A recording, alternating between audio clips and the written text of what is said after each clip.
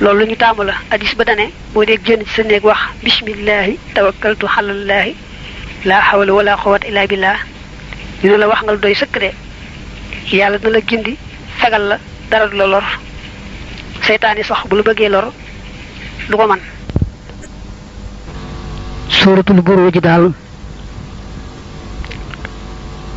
des na ko musloo jinne yi ak seeni lor moo xam da nga koy bind takk ab téere moo xam da nga koo bind ci ndab raxas ko naan képp koo xam ne ragal na aw jinne mbaa mu amee ay àndandoo sayaboo rek mu farlu ci di bind suratul buruj takk ba noppi itam nag di ko bind di ko raxas di naan su koy bind nag ci ndab la koy bind